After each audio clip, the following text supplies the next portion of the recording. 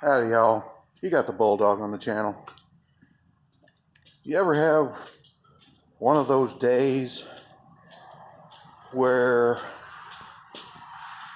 you consider just dropping everything and walking in a certain direction until you find a place where nobody knows you and start a new life under an assumed name?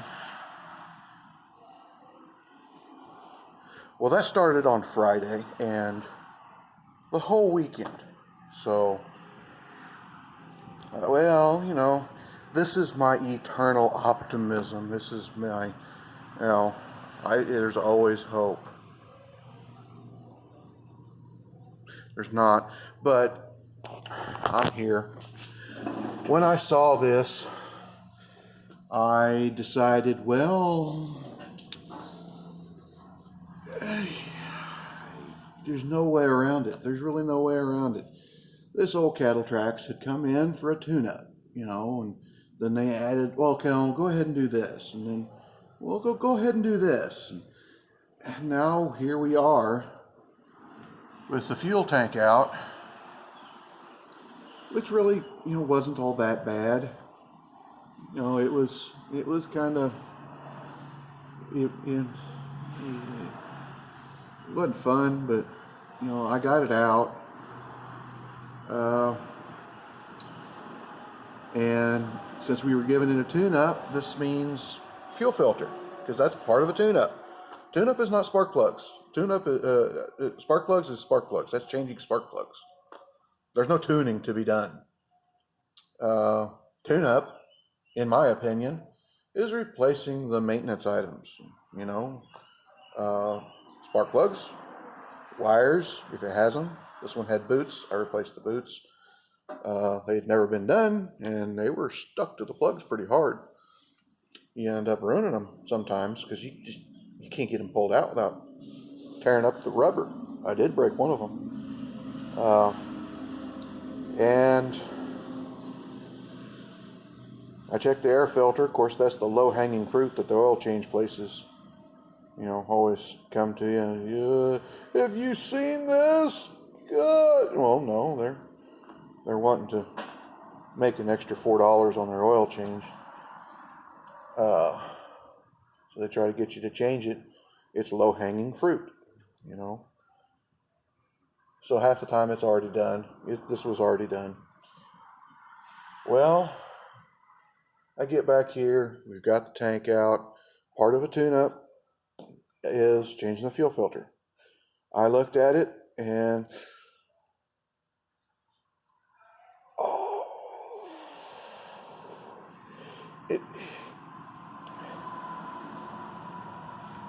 what I can best describe it is if you had an ingrown toenail and somebody stomped on your foot when you see this.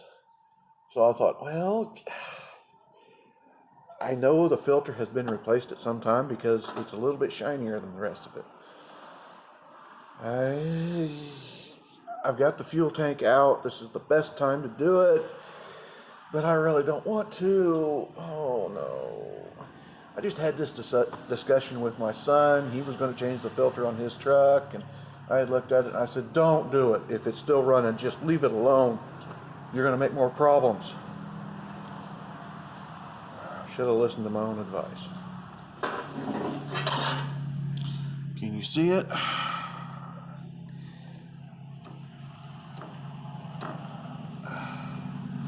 See here, which end is the camera on? This one here. Now, just to, give you a little bit of a lesson, there are many grades of rust. Let's see here. This is rust. This is scale. Why does that make a difference? Well, if the line's rusty, you spray some stuff on it and get it to wiggle and break loose, and it's functional. Scale means that the moisture has permeated layers of the steel, and they're all just kind of laying on top of each other. And when you disturb it, they all splinter apart, kind of like fracking, and it ends up just what's inside just comes through it. And guess what happened? I got the thing apart, and I was tightening the new filter on there, going really hard. On this system, there is no rear line for a metal line. This has a nylon line. It's plastic. I'm thinking, that was the only reason I even attempted it. If it had a double metal threaded nut, one like this on the other end, I would not have even attempted it. I would have just left it alone. Because, one of them has to rotate to get it off. In this case, it had a nylon line on the back of it. You just unplug it, and it did come off. And then you break that loose and spin the filter off, and that there doesn't have to rotate it off. Well, I was tightening it back up, and just as I stopped, I saw fuel just start permeating through the line. So my day, which was already not good, went straight down to the 9th level. So here we are on Sad Monday, trying to figure out what we're going to do to solve Freaky Friday. When we were going forward, you see, they do make a line that has, you see, just flaky, falling apart. It's from Illinois. They have a metal line that's 18 inches long, and you just cut it off up here where it's good and put a compression fitting on it and clamp it down. But we'll go forward here. Looky here, somebody's already screwed with the brake line. But look up here, look at all these lines, how flaky and scaly they are. Oh, looky there, looky there. Gee, I wonder if anybody knows if there was a problem here. Look at this. And we'll follow forward a little bit more. Oh, now they're good, now they're...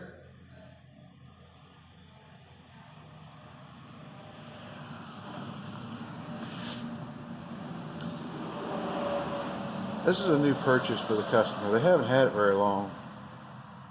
How much you want to bet they had no idea they didn't have rear brakes? This is the solution that some people have. Just plug it off. Don't need back brakes anyway.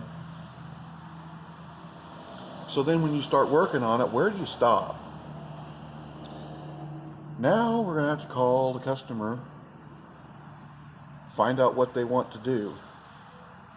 And of course, it's always going to be in the customer's mind, oh, God, he's just looking for things to charge for. No, look at this. You don't have any freaking brakes. The return line is a mess. The pressure line is shot. And now we're having to weed through it all because I tried to give it a tune-up. Whenever you ask for something thinking it's going to be, a simple deal, well, it should be a simple deal. But a lot of times, it's not. As soon as your mechanic touches it, then he knows he's probably responsible for everything. And now what? That's why a lot of them, if you ask to do certain jobs, they cringe. And you're thinking, well, why don't you? I don't understand. Why don't you just try? I tried. See? I tried. Now it's stuck on the lift until further notice. I will have to attempt to put a line on it. I'll have to run it up here, make the corner over beyond, and attach to the smooth, good lines right here. But, well, the return line is shot, so I'll probably have to run a return line too. But as soon as I start moving this line around, well, then the return line is going to start leaking like a sieve.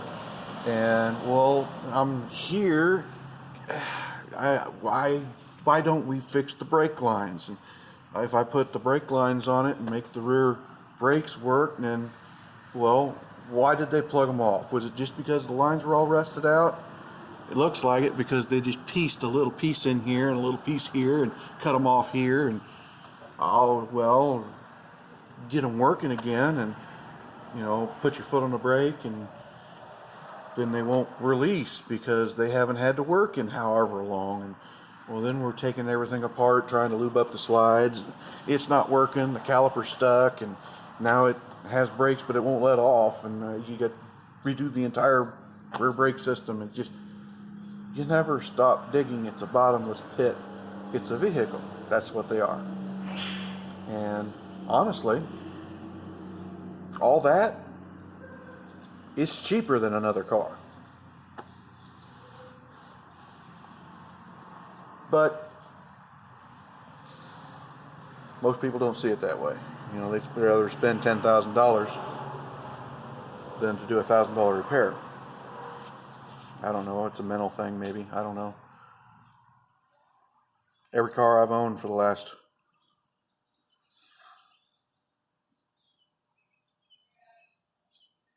17 years has been one of these. Something that's not worth fixing. So I'll pay them almost nothing for it, or a couple $100, $500. And then at the end of it, I end up with a vehicle and I run $100,000. But I have to work on it all the time. That gets aggravating, but at least it's transportation. But like, comment, subscribe, use all of them button down there, and I'll share it on Facebook, and you can share it all over the place, and spread the word. Hit your little notification bell so that when I'm having a bad day. Maybe it'll make it better whenever I have a bad day. Probably not. We'll see y'all.